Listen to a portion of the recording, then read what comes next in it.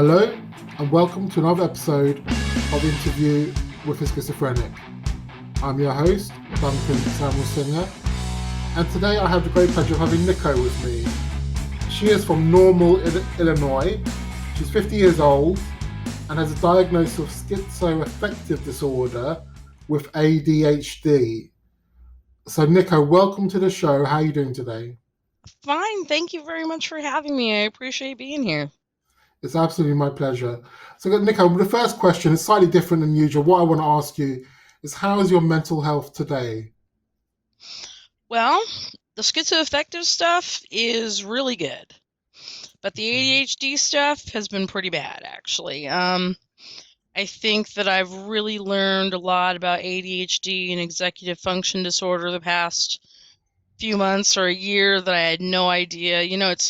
It's weird, like with ADHD, you can't get anything done because you can't get anything started, and then you can't finish anything when you start it, and you will sit and ruminate over starting something. It's really kind of a nightmare. And then you will sit for 12 hours and not do anything. So I've been struggling with that, and I didn't realize what it was until fairly recently.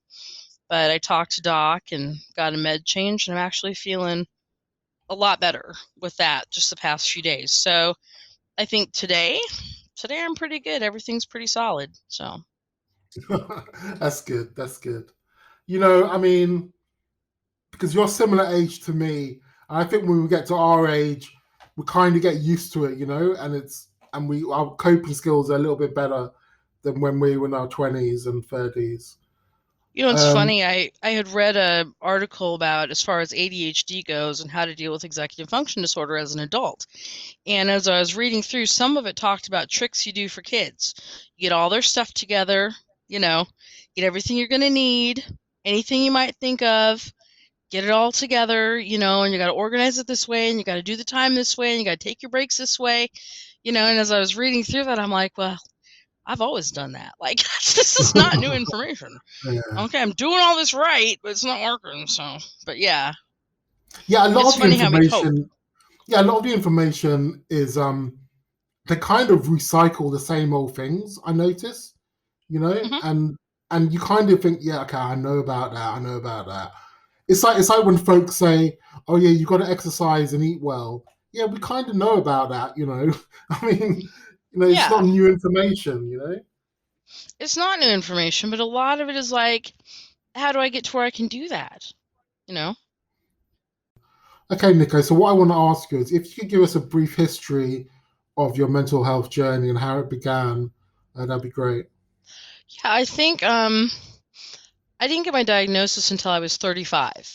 And but previous to that, I know as a teenager I was bipolar for sure.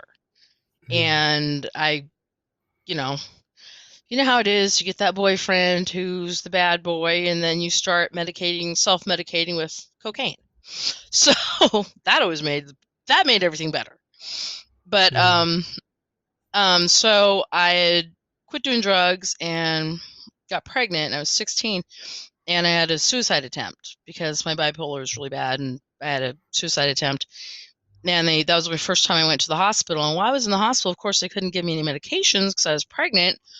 But I had a psychiatrist, and I was there with all kinds of kids who'd had drug problems, and I'm like, I don't want to do the NA thing. I'm not in the mood to get drug counseling. I quit 6 months ago on my own with an addict in the house. I don't need this shit. We're not going to talk about this. But I had a twitch. I had a tell. And when I get nervous, I rub my nose. Okay. So I'm in this hospital full of people who know these things and a psychiatrist who knows these things in San Diego, California in like 1987, the height of cocaine. And this psychiatrist looks at me and he goes, every time you talk to me, you rub your nose. Like the day before, a couple days before he'd said that. I said, well, we're just outside and there was a bug, Oh, okay. Hmm. So he made me nervous. I twitched my nose. I rubbed my nose. He goes, there's no bugs in here. I was like, excuse me? He said, yeah, you rubbed your nose. I'm like, fuck, they're going to keep me for weeks. I got to do drugs. The drug thing, I don't want to do this. And he goes, you know what I think your problem is? I think you don't like the size of your nose. I was Okay. quite comfortable with the size of my nose, as a matter of Yeah. fact. And I said, "Excuse me?" He goes, "Yeah, I don't think you're comfortable with the size of your nose. That's why you touch your nose when you get nervous." I said, "Do you know what? I think you're right." And by Mm. God, I made strides and leaps and bounds when it was released within less than a week because I was just cured. And I never wanted to see another psychiatrist again because they're full of shit. They don't know nothing, you know. Yeah. And Yeah. Okay. in 2000, I got sent home from work to be, I was about 30, Yeah. and my illness was bad. So I went to see a psychiatrist, and they were treating me for depression and anxiety. So they were jamming me full of antidepressants, which was making me manic. And then they were jamming me full of Xanax to bring down manic because they're just mismedicating me. Yeah. And that ended with me knocking a bunch of stuff off of my fireplace in a big dramatic fashion and slitting my wrist open on a broken candle thing, on a broken lamp. And I had to have real serious surgery. It took out the artery and all the tendons and the nerve, you know. I can use my Okay. hand just fine though. Was that And an so accident? this was a big dramatic. It was an accident. I didn't slit my wrist, but I was in the middle of everything was not good in my life. There was a bunch of drama going on, and I did this big dramatic sweep across my fireplace top to knock everything off, and I got cut. Yeah. Okay. And so I quit taking meds after that. Obviously, they weren't working. It's making me worse. And so 5 years after that, I was really depressed, and I went to the prompt care. My ex-husband said, you need to go do something. There's something wrong. Go get help. So I'm 35. I go to the prompt care, and I'm crying. And I said, everything's fine. I don't know what's wrong. And prompt care doctor, every time I see her, I say, oh, yeah, you're the doctor that saved my life. She said, you might be bipolar. I don't want to give you anything. Here's a family doctor. See this family doctor. He gave me Zyprexa. Yeah. The next day, I was a different person altogether. So I get a psychiatrist, and I'm seeing my psychiatrist, and he says, well, Zyprexa will make you fat. So we went to Geodon, and that's been my magic bullet as far as mental health goes. But within a few months, not a year, my oldest son committed suicide. Okay. And after his suicide, around the time of the inquest, I was talking to the coroner, and he said, do you want to know what I'm going to say at the inquest? And everything in my body said no, and I, of course, said yes, and he told me. And by the end of that, I had a complete psychotic break and believed my son was not dead. Okay. So I did not go to the hospital for that, but they put me on, and that one that starts with an R, risperidone. Okay. And I came out of that within the night, and I did eventually go to the hospital. But that break from reality was what changed my diagnosis to schizoaffective disorder.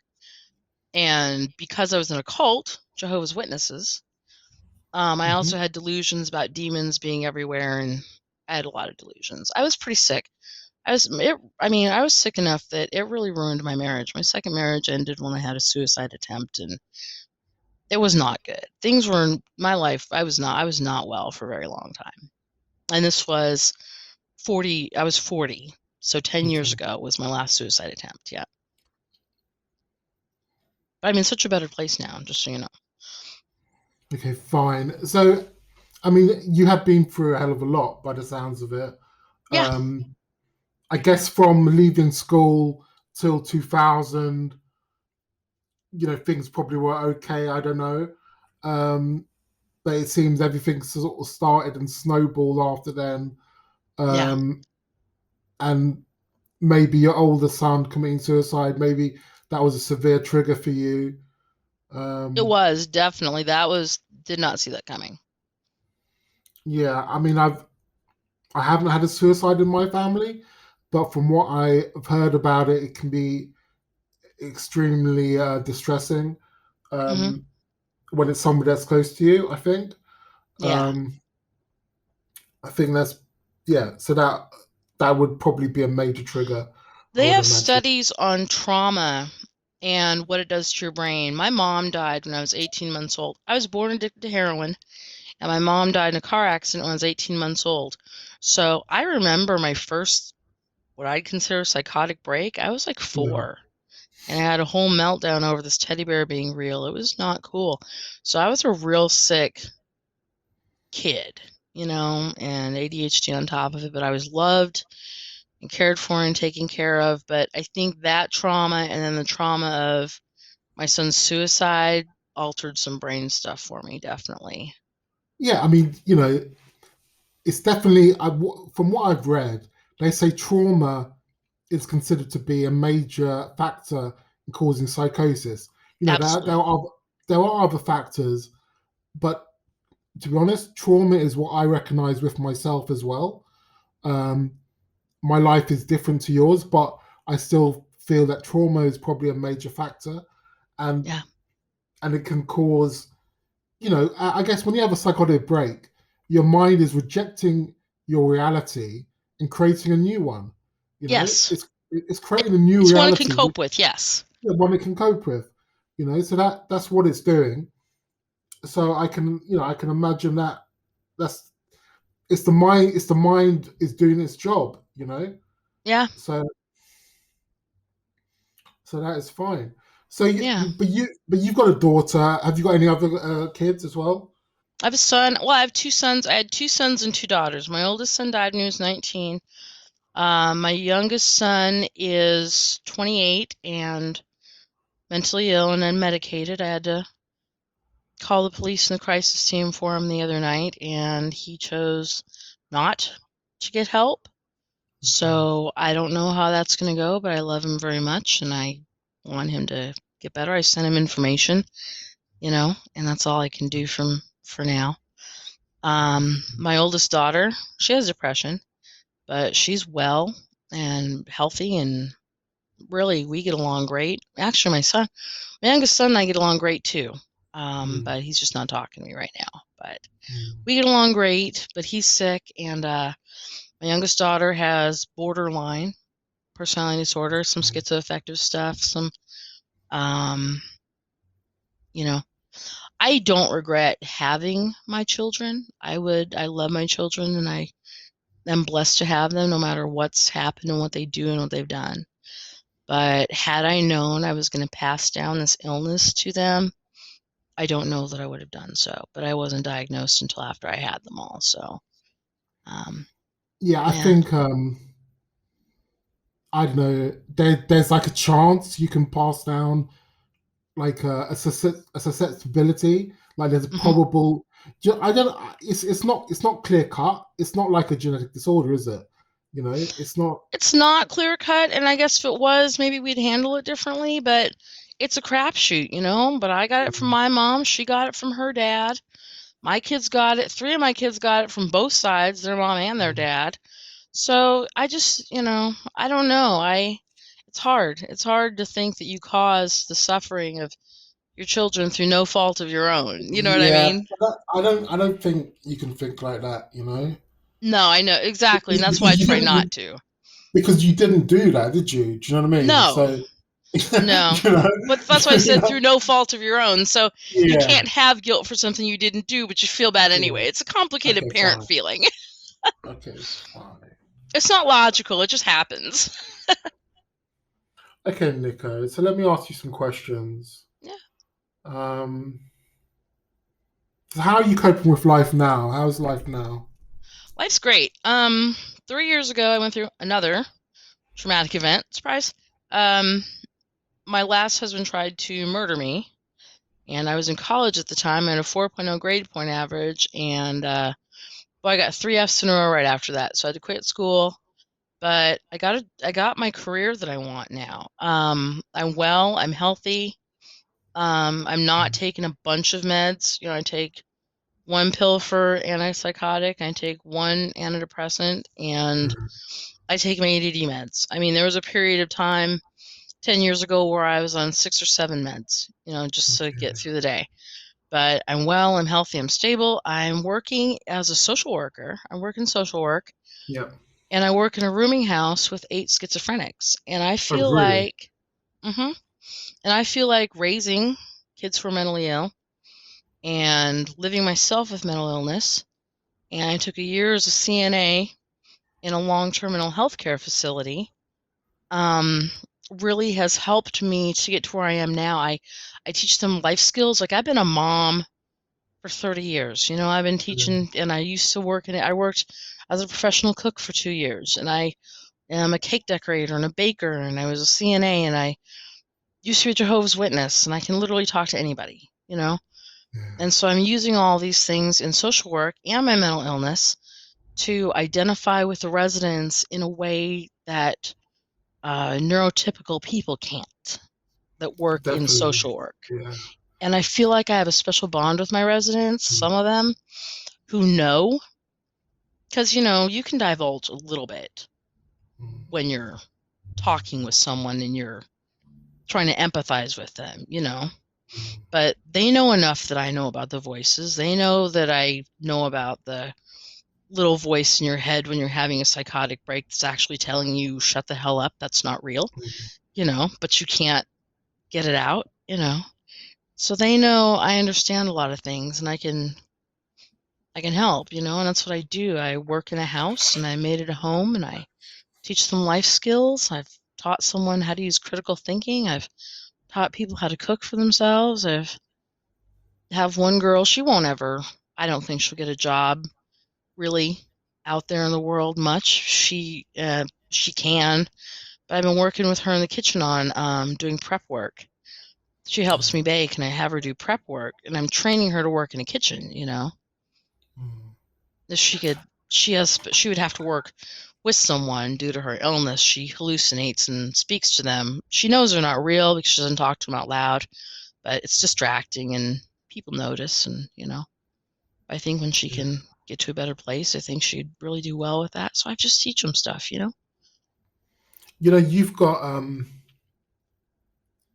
You've got real life skills. Yeah. It's like you can't go to college to get taught.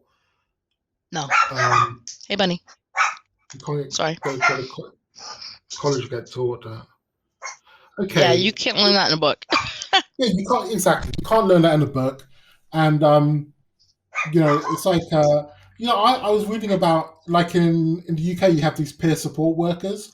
So basically, if you have a diagnosis yourself, you will go and counsel, or you'll become a friend of somebody else who's got a condition. Maybe they're younger, and you'll just help them and give them skills. But I hadn't heard about that. That's wonderful. Yeah, it's a good job. But I just read somewhere that some of them can be a little bit cruel, because they've got a job, and they can be a bit sort of I don't know what's the word, but like as acting as if, yeah, well, we've made it, so, and do you know what I mean? Like they're better than everybody else. Better than everybody else, yeah, exactly. Which is probably something that they will grow out of, but they've got to go through that phase. I don't know, but so I guess that is like a danger. I just read that. I don't see that. I don't think that's a phase. I think that's a problem. Yeah. That's a personal issue. That's a serious personal issue. As far as a peer counselor, as where I would fit in that category. I mean, except being paid for it, But if you are looking at yourself as anything other than an example for them, then you're doing this for the wrong reason. Your motive is bad, and you do not need to be helping other people. If your motivation is to look how much better I am than you've got other problems that need to be worked with, personally, in my opinion. Yeah, so I was quite surprised when I read that, because I work in software, I work in computing, but I actually did apply for some peer support jobs last year. I think I didn't even get an interview, Yeah. But I thought it's something I would have liked to have done. It's kind of close to my heart. I think it's kind of like, because you actually feel. Whereas when a lot of jobs, I say a lot of jobs, people do what they're doing, but to be honest with you, I don't know how Right. much a difference it makes. You know, Right. how Right. much of a like just typing something on the computer or even selling in a shop. I mean, is it making a difference in the grand scheme of things? Right. So that's the difference, I suppose. Um, which is important, I think. Because at the end of the day, that's what matters. I think when you get older, you look back and you think, well, the important parts of life is where you made a difference to someone, you helped someone, where you were Yeah. kind to someone. You Yeah. know, That's the thing that matters in the end.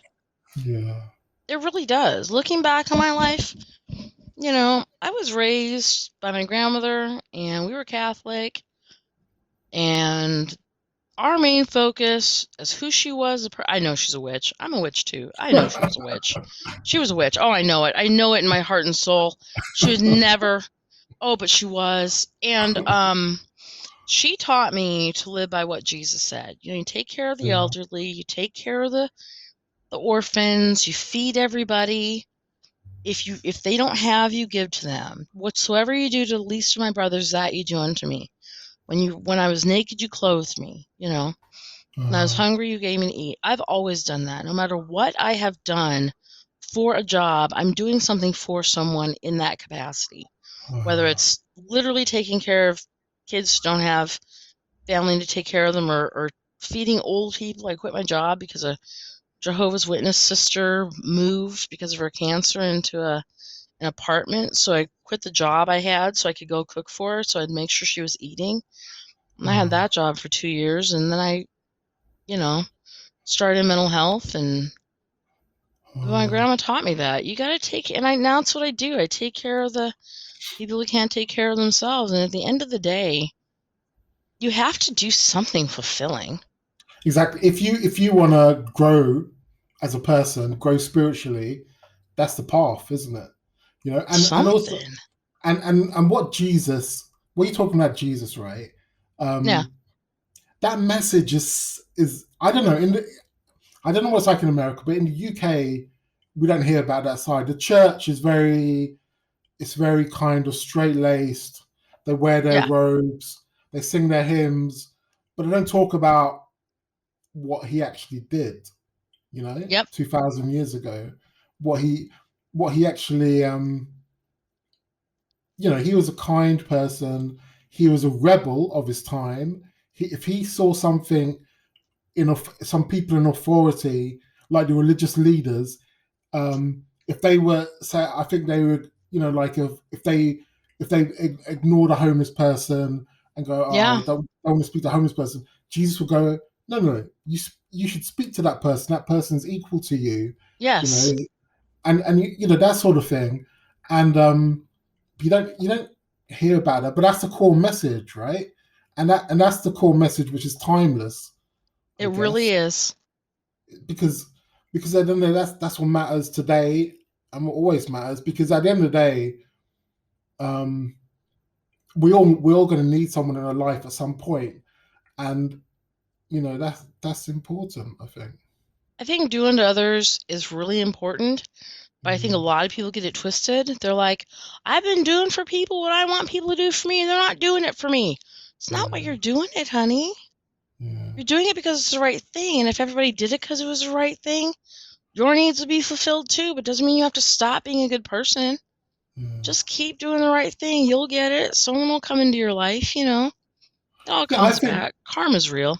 I think karma, because it's like, I was thinking about it recently. Like, if you give love to the universe will give you that love back. I'm not saying it Yeah. will give you back. I'm not saying it will give it back like at 5 o'clock this afternoon, but Nope. maybe next year something good will happen, or it will start. Things will start to get slowly better.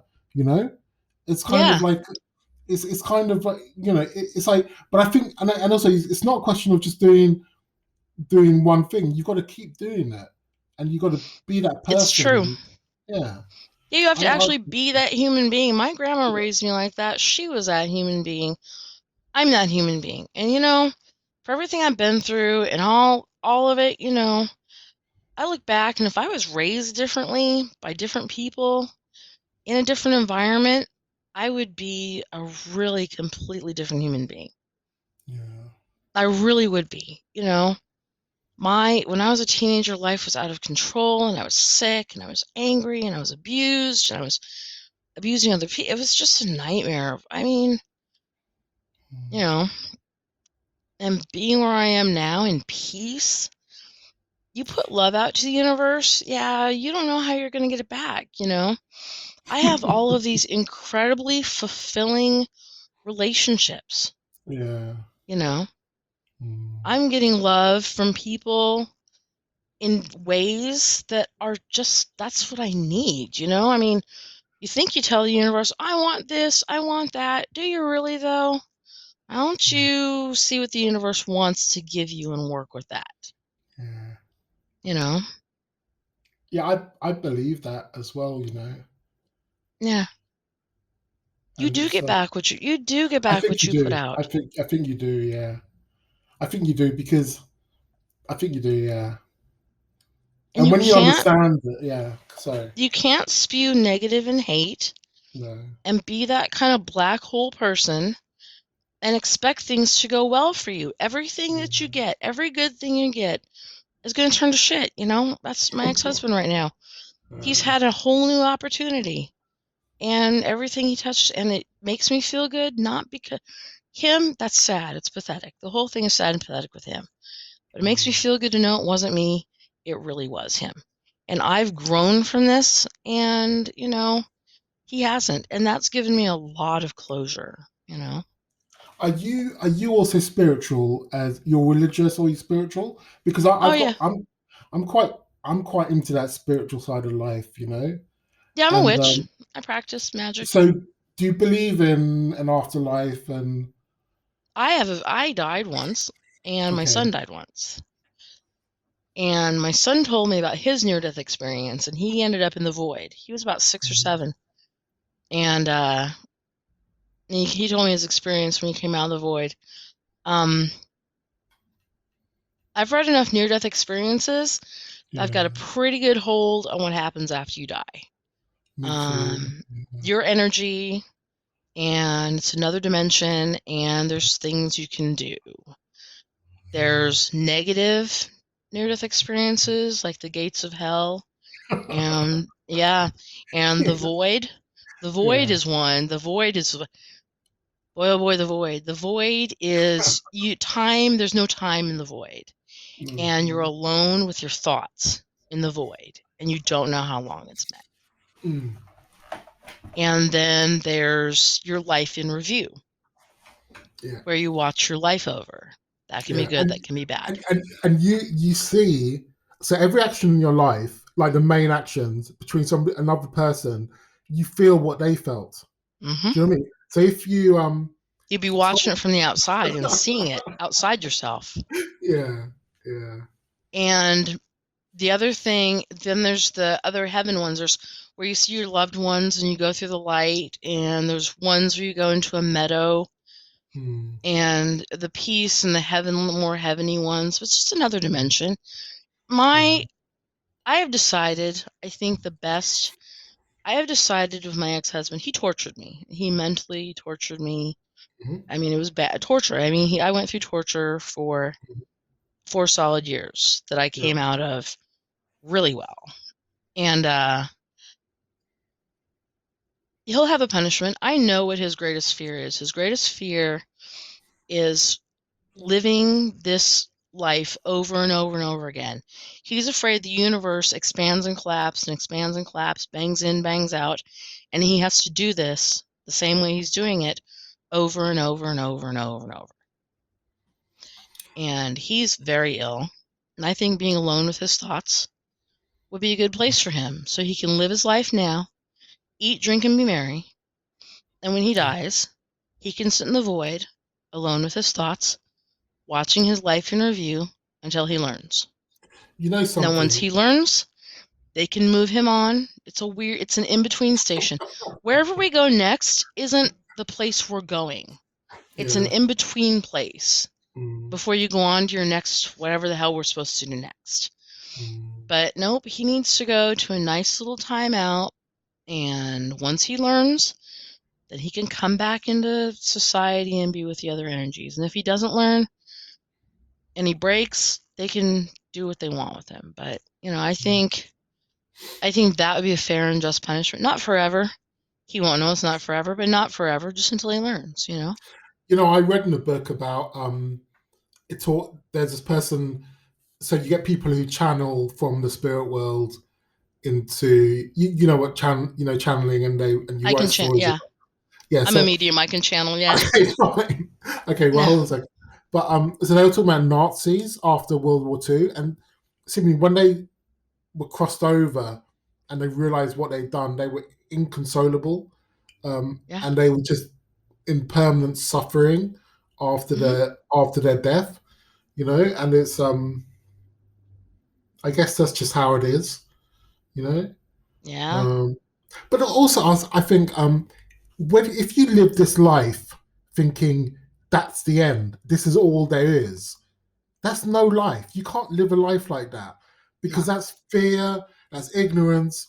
When people, they get so afraid and they like hoard everything, and because they think that's it, right? It Um, depends. I mean, I think there's people who can live thinking this is it, and they put all their energy into living their best life now okay. and being the person they need to be now. A lot of people turn around selfishly and do stupid shit with it. I think there's a lot of people who try to live their best life because they don't believe there's anything after this. Yeah, I guess so. Maybe. And maybe for them there isn't. I think the afterlife is very personal. I really do.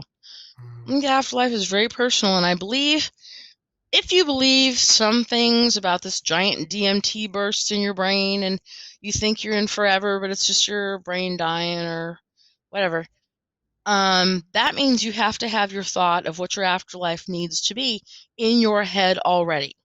So at the moment of death and your DMT trip, you get the afterlife you want, you know? So scientifically, if that's what happens, you can have whatever you want and whatever you truly, in your heart of hearts, believe, because that's in the deepest parts of your brain that are now being exploited by chemicals that are making you think it's real. So, and the Bible and religions teach that you need to make paradise or heaven or whatever real to you. And I think that's why. I think if you want to look at it scientifically, you need to make your heaven or hell real to you in the back of your mind, because that's what you're going to get in those last few moments, if that's what it is scientifically. I don't know, though. Yeah. My belief is different to that, actually. Yeah. Um, I believe the spirit world, in a sense, is more real than this Yep. world, because this world, like what we see on television and the movies, and what happens in real life, is different. People are weird, right? Okay. Yeah. So what I was saying is, I don't think this world is kind of fake, because a Yeah. lot of people, they're just full of shit, and they don't go through with what they mean, you know. So whereas in some ways the spirit world is more real, Yeah. because people are genuine. The spirits are genuine. The spirits are who they. Do you know what I mean? I completely agree with you. I can channel. I've talked to dead people. I've had very strange experiences with that, and I know I'm not crazy because other people have told me I'm telling the truth. Otherwise, I would think, look, for half the shit that's happening, I'm like, am I crazy? No, that's really happening. Okay, just checking. You're going through that too. But like with spirits and stuff, yeah, you're real there because your energy. There's no pretenses, and I hadn't really thought about it this way until you brought it up. But yeah, you're real there. There's no pretenses. This is who Yeah. you really are Yeah. at that point. It's your essence. And I do believe that there's something on the other side, and I do believe you go on. I've talked to them. I have friends who see them. I know they're real. I can sense them. It's Yeah, weird. it's what you feel.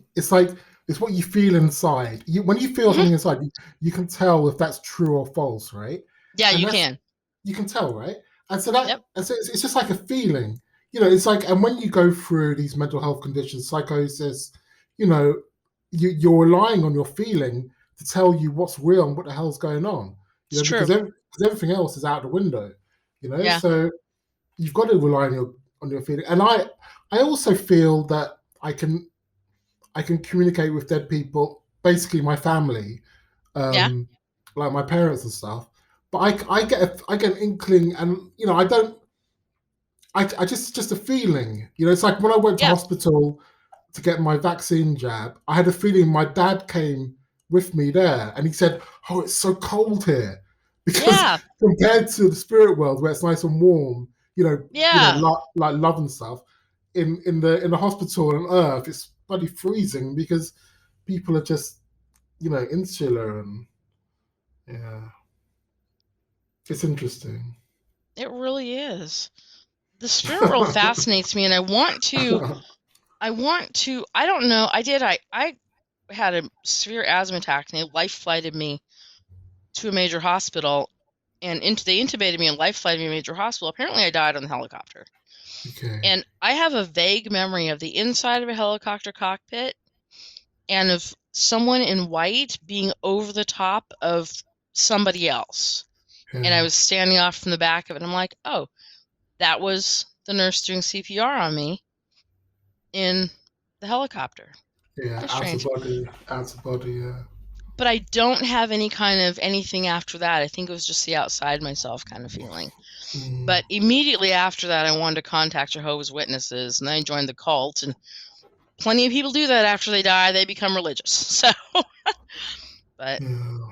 I'm spiritual now, and I think I don't know. I just feel like I have definitely a better grasp on what happens just from experience and what I've read and what I know personally to be true, rather Mm. than what it says in some ancient manuscript written by men to Oh yeah, heaven definitely, down. definitely.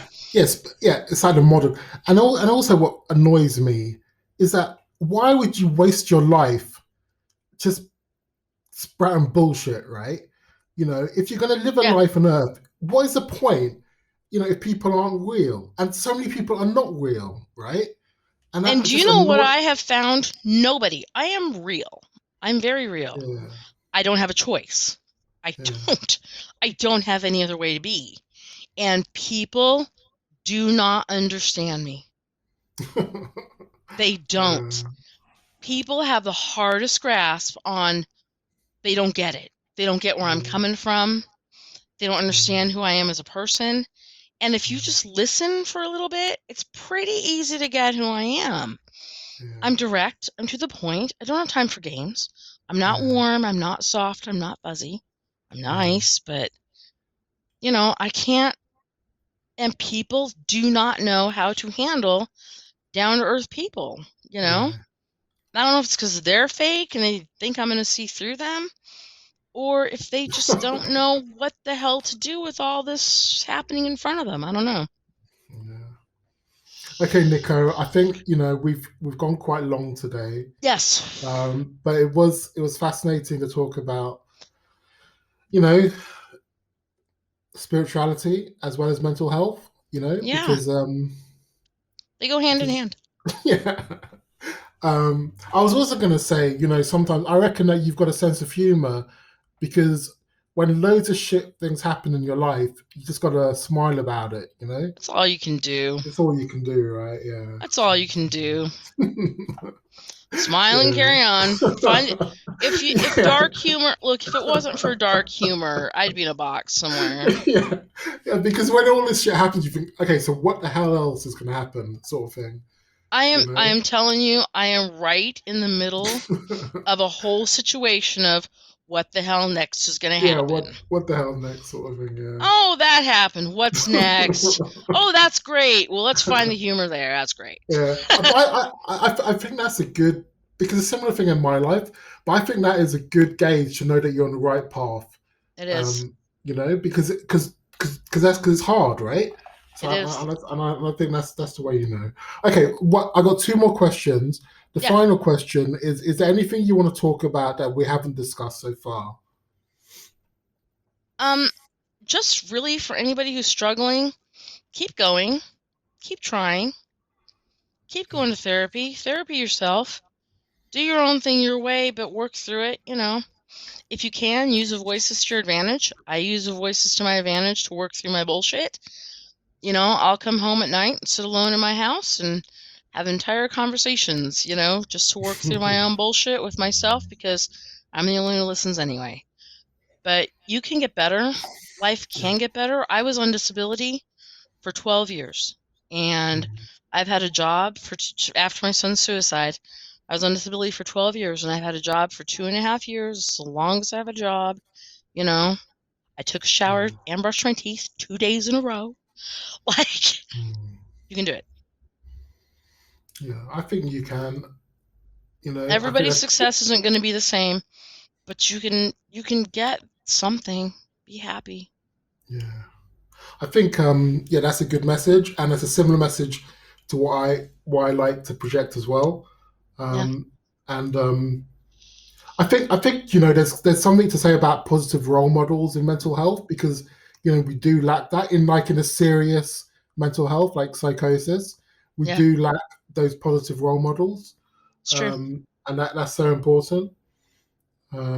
Okay, Nico, and the final question is, could you just tell me what kind of music do you like? Because I will play some music at the end of the show and the beginning as well. What kind of music do I like? Yeah. I don't have, you know what, anything. My go-to is Stevie Nicks and Fleetwood Mac, The White Witch. Okay. 80s, something like that's like 80s, isn't it? The 70s. 80s, yeah. Stevie Nicks, 80s. Okay, fine. I will see what I can find. Thank you. You know, it was a real pleasure talking to you. You know. Pleasure talking to you too. Thank you so much for your time. Yeah, you know, thank you as well. And I hope that everything goes well. And for you? Thanks. And for your listeners. Yeah. They'll get a shock when they listen to this podcast. Oh my goodness.